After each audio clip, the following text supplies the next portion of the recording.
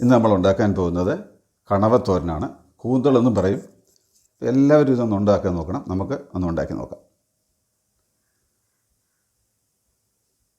കണവത്തോരന് വേണ്ട ഇൻഗ്രീഡിയൻസ്: ഞാൻ 1/4 കിലോ കണവ ചെറുതായിട്ട് എടുത്തിട്ടുണ്ട്. 1 കപ്പ് തേങ്ങ ചുരണ്ടിയത്, ചെറിയ ഉള്ളി ഒരു 10-15 എണ്ണം ചെറുതായിട്ട് അരിഞ്ഞതാണ്, ഒരു സവാള ചെറുതായിട്ട് അരിഞ്ഞത്, 2 പച്ചമുളക് ചെറുതായിട്ട് അരിഞ്ഞത്, കടുക് ആവശ്യത്തിന്, വെളിച്ചെണ്ണ, ഉപ്പ്,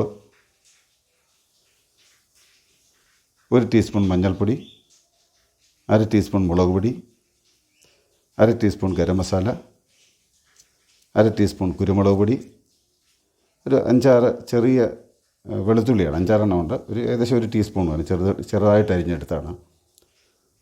1 ഇഞ്ച് വലുപ്പത്തിലുള്ള ഇഞ്ചി 2 ടീസ്പൂൺ ചെറുതായിട്ട് അരിഞ്ഞെടുത്താണ്. ആവശ്യത്തിന് കറിവേപ്പില, 2 വറ്റൽമുളക്. അടുത്തായിട്ട് നമുക്ക് ഈ കണവയൊന്ന് വേവിച്ചെടുക്കാം. അതിനുവേണ്ടി ഞാൻ കണവ ഒരു കുക്കറിലിട്ടിട്ടുണ്ട്. നമ്മളെടുത്ത മഞ്ഞൾപ്പൊടിയുടെ ഒരു പകുതി അതിനകത്തിട്ടു.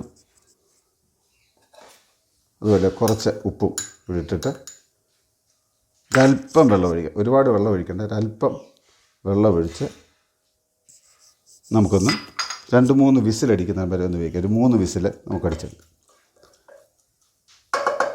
കണവ നമ്മൾ വേവിച്ചെടുത്തിട്ട് ഒരു 3-4 വിസിൽ അടിച്ചിട്ടുണ്ട്.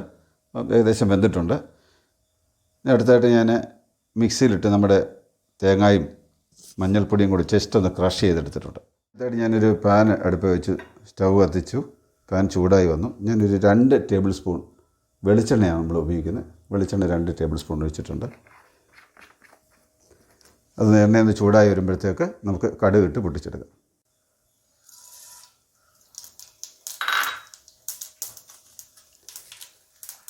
കടുക് പൊട്ടി വരുമ്പോഴത്തേക്ക് നമുക്ക് വറ്റൽമുളക് മുറിച്ചിടുക.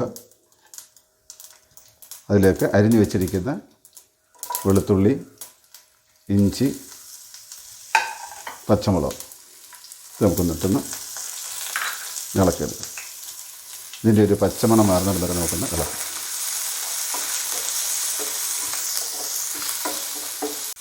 ഇനി നമുക്കിതിലേക്ക് നമ്മുടെ കറിവേപ്പില ഇടാം.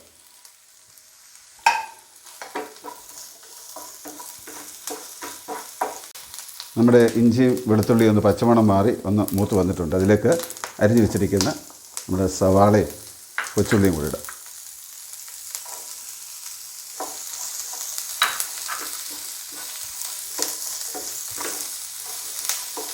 ഇനി നമുക്കിതിലേക്ക് ഒരല്പം ഉപ്പ് ഇടാം. നമ്മൾ ഓൾറെഡി ഉപ്പിട്ടിട്ടുണ്ട് മറ്റേ കണവയ്ക്കകത്ത്.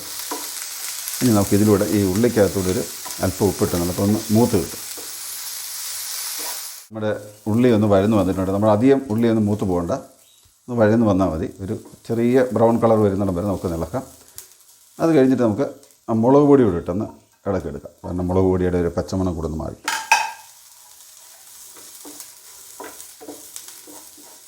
പൊടി ഇവിടെ ഒന്ന് മൂത്ത് വന്നിട്ടുണ്ട്. നമുക്ക് അതിലേക്ക് നമ്മൾ വേവിച്ച് വെച്ചിരിക്കുന്ന കണവ ആ വെള്ളത്തോടുകൂടി നമുക്കൊന്ന് ഒഴിക്കാം.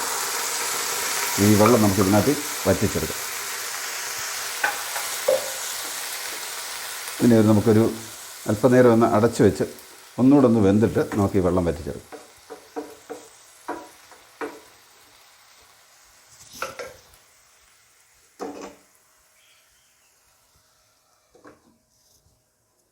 ഒരു 4-5 മിനിറ്റ് നമ്മളൊന്ന് അടച്ചു വെച്ച് വേവിച്ചു. ഇനി നമുക്ക് തുറന്ന് വെച്ചിട്ട് ഈ വെള്ളമെല്ലാം ഒന്ന് വറ്റിച്ചെടുക്കാം. അല്പം തീ ഒന്ന് കൂട്ടിയിട്ടിട്ട് ഇത് നമ്മൾ ചെറിയ തീയിലായിട്ട് വേവിച്ച് ഈ വെള്ളം ഒന്ന് വറ്റിച്ചെടുക്കാം.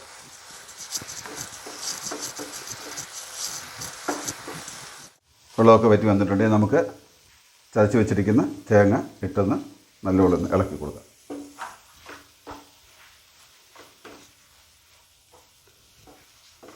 തന്നെ ഇതിലേക്ക് നമ്മുടെ ഗരം മസാലയും കുരുമുളകും കൂടെ ചേർത്തിട്ട് നല്ലപോലെ അതൊന്ന് മിക്സ് ചെയ്ത് കൊടുക്കും.